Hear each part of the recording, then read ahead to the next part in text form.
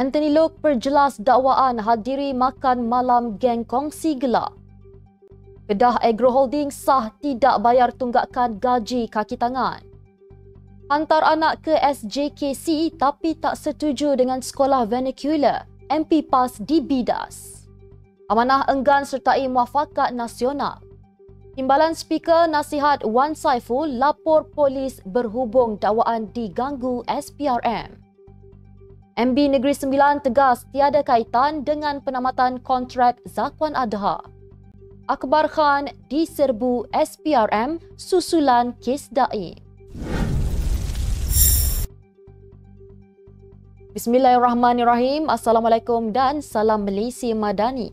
Bersama saya Mirakilah dalam Netstep 7 terhangat, 7 berita Malaysia paling trending hari ini.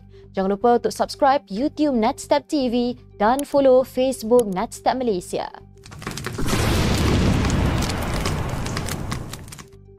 Menteri Pengangkutan Anthony Loke memberi penjelasan berhubung dakwaan beliau menghadiri majlis makan malam geng kongsi gelap selain turut mengaitkan Presiden MCA Wee Ka Siong. Katanya ia adalah persatuan yang berdaftar dengan sewajarnya di bawah pendaftar pertubuhan ROS dan itu merupakan perkara biasa bagi wakil rakyat menghadiri untuk mengumpul dana Persatuan Cina. Setiausaha Agung DAP itu juga berkongsi nama pertubuhan itu sebagai Kelab Sosial Selangor dan Wilayah Persekutuan Kuala Lumpur. Loke kemudiannya merujuk catatan di Facebook pada 10 Mac oleh Wee semasa menghadiri acara Kelab Sukan dan Rekreasi Saudagar Malaysia yang memaparkan logo yang sama. Menurut Wee, Menteri Pelancongan Kesenian dan Kebudayaan Tiong King Sing juga hadir pada majlis itu. Loke mengulas catatan Telegram edisi siasat yang mendakwa dirinya dan beberapa wakil rakyat DAP lain menghadiri makan malam geng 04 pada 3 Mac. Anak syarikat Perbadanan Menteri Besar Kedah iaitu Kedah Agro Holdings sah tidak membayar tunggakan gaji kaki tangannya yang dilaporkan tertunggak sejak September tahun lalu. Ia diakui sendiri oleh CEO MBI Kedah yang dilaporkan sedang menyelesaikan isu tunggakan gaji kaki tangan anak syarikatnya. Ketua Pegawai Eksekutif MBI Kedah, Zafir Anwar Ghazali berkata, pihaknya sedang meneliti isu berkenaan dan akan merujuk kepada kerajaan negeri bagi mendapatkan penyelesaian terbaik. Sementara itu, Menteri Sumber Manusia Steven Sim melalui Jabatan Tenaga Kerja Semenanjung Malaysia dilaporkan sudah pun memberi notis kepada Kedah Agro Holdings Berhad untuk segera menyelesaikan isu tunggakan gaji kaki tangan. Namun, apa yang mengejutkan, JKTSM sebenarnya sudah pun memberikan notis kepada anak syarikat di bawah Menteri Besar Kedah itu sejak Januari tahun ini. Sebelum ini, satu pendedahan dibuat kaki tangan Kedah Agro Holdings yang mendakwa tidak dibayar gaji selama 9 bulan. Ahli Parlimen Temerloh Salamiah Muhammad Noor mengundang kecaman ramai selepas meluahkan rasa tidak puas hati dengan sekolah Cina anaknya yang menggunakan bahasa Mandarin di sekolah. Beliau mendakwa kurang senang dengan sekolah vernacular seperti SJKC yang mengajar subjek pelajaran dalam bahasa Cina selain mendakwa sekolah itu mempunyai silibus berbeza dengan sekolah kebangsaan. Ironinya, apa yang menjadi perdebatan dalam keadaan beliau tidak selesa dengan penggunaan bahasa Mandarin di sekolah vernacular, tetapi beliau sendiri memilih untuk menghantar anaknya ke sekolah itu. Bagaimanapun, Menteri Pendidikan Fadlina Siddiq tampil menemplak ahli Parlimen PAS itu yang disifatkannya telah memberi tanggapan dahsyat berkenaan sekolah vernacular. Fadlina menegaskan bahawa sekolah jenis kebangsaan Cina mahupun Tamil telah dibenarkan di bawah Akta Pendidikan untuk menggunakan bahasa ibunda mereka dalam usaha memperkukuh bahasa itu dalam kalangan murid.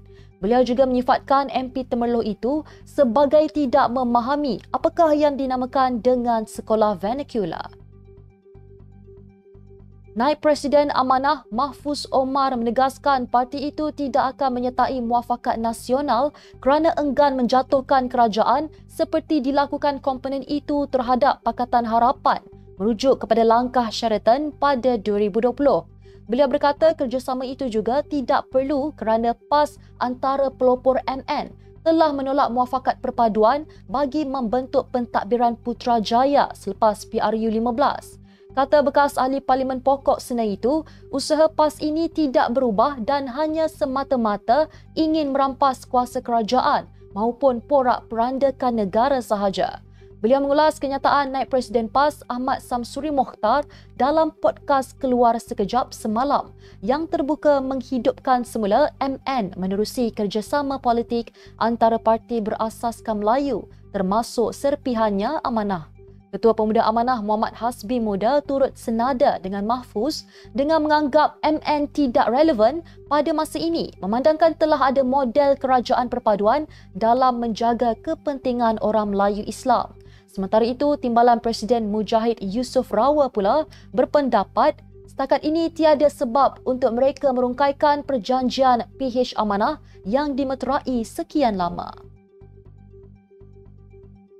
Timbalan Speaker Dewan Rakyat Ramli Muhammad Noor menasihatkan Ahli Parlimen Tasik Gelugor Wan Saiful Wan Jan agar membuat laporan polis berkaitan dakwaan diganggu oleh Suruhanjaya Pencegahan Rasuah Malaysia SPRM.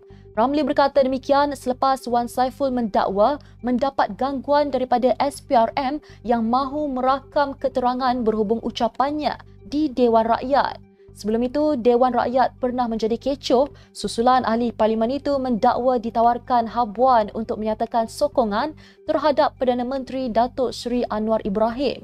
Wan Saiful berkata, antara habuan yang ditawarkan adalah peruntukan parlimen bagi kawasannya sebanyak 1.7 juta ringgit.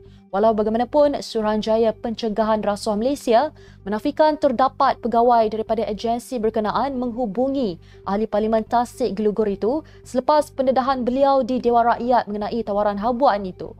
Azam menambah menjadi tanggungjawab Wan Saiful untuk tampil sendiri ke SPRM selepas membuat kenyataan di Parlimen kerana pendedahan itu tidak boleh dianggap sebagai spekulasi.